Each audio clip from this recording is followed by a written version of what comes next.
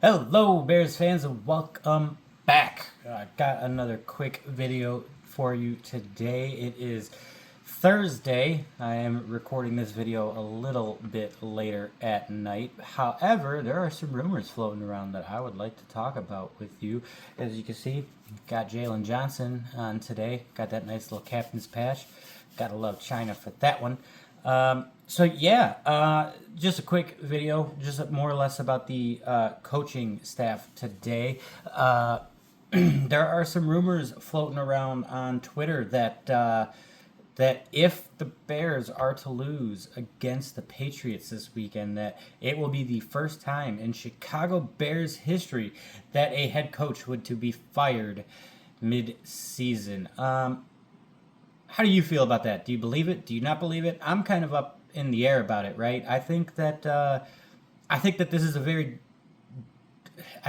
double-edged sword because on one hand, the Chicago Bears have never fired a head coach mid-season, right? Uh, why would you want to fire him?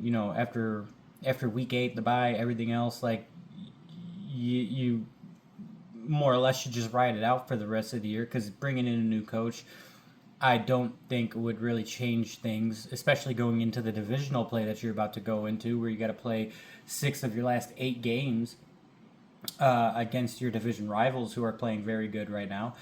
But the flip side to that is I think that the Bears fandom is finally getting loud enough that they've had enough. They don't want to see losing to shitty teams, which I agree with because in weeks 3 through 6, you did that. You beat up on the bad teams. You did what you were supposed to do if you were a good team. You absolutely beat up on those bad teams, and you almost won against a team that everybody considered to be a Super Bowl contender in Houston, right? So like I say, I think that this one's a very double-edged sword. I think that this could go either way, to be honest with you.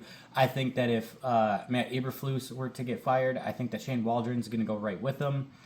Uh, but then again, you're also sitting there thinking, well, how does that stunt Caleb Williams' growth for the rest of the season? I think that this season's a pretty far gone conclusion at this point, given that you do have to play all of your divisional opponents the last 8 weeks of the season.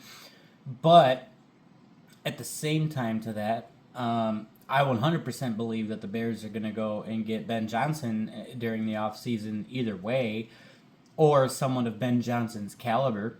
So why not just bring in an interim just to finish out the year, or somebody who you believe can help Caleb's Williams a little bit better than what Shane Waldron is doing, right? And not to mention, there's everything that happened with the trade deadline, and I should say lack of a trade deadline for the Bears because the only piece that you moved was Khalil Herbert for a 7th round pick. Don't get me wrong, I understand how running back markets tend to work. And for a guy who has only played, like 16 snaps with the Bears, I think that is more than fair compensation, right? And, good for him for going to the Bengals. I hope that he finds success there. I've always been a Khalil Herbert fan. I thought that him and Montgomery in our backfield was outstanding. So, I wish him well. I really do. Now and now, you're sitting here, and this is a team that you should win against. This 100% should be a get right game for the Chicago Bears going up against the Patriots. And if you do lose, I would have to agree. You should have no faith in your head coach going forward. To be fair, I've said it for a couple weeks now. I'm already out on Matt Eberflus. I feel like there's a lot of people that are already out on Matt Eberflus. I think that some people are also being fair and thinking, well, not everything is his fault. Some things are Shane Waldron's fault, like some of the scheming. Weeks 1 through 3, coming out completely flat against, Arizona and Washington, not being able to score in the first quarter. There's a lot of things going wrong with the Bears head coaching right now and the Bears offensive coordination right now. The only really thing that's going right for the Bears is their defense, and their defense got stunted against Arizona. I would chalk that up to mainly injury because, for one, you didn't have 2 of your starting backs, and then you also had Montez Sweat out, which Arizona just completely took advantage of that and ran to Montez's side of the field all game. So, I mean, I want to be fair and think that if it's a different coordinator, things might be different. But at the same time, with the lack of accountability, not seeing a change for 3 straight weeks now, I think that it is valid that there could be some truth to these rumors about if you lose, you're done. Me personally, like I said, I think it would happen just solely for the fact that I believe that the Bears are 100% going to go after Ben Johnson. I don't know who you would bring in the interim. I don't know who you would promote there. I want to say that your only choice would really be Washington, your defensive coordinator. But, I mean, that's a defensive guy, right? So there's a whole lot of things going on here.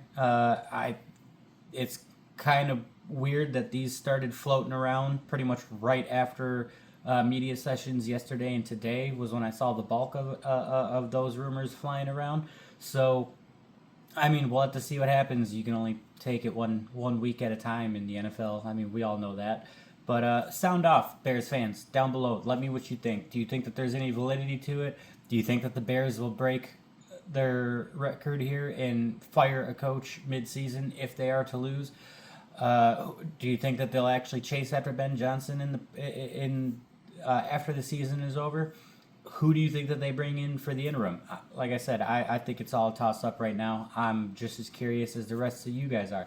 So let me know down below what you think. Like the video, subscribe to the channel if you have not already. Most of my video watches are definitely from people that are not subscribed. And hit that notification bell so we can beat that pesky YouTube algorithm. And I will catch you guys for the Keys to the Game video. Later.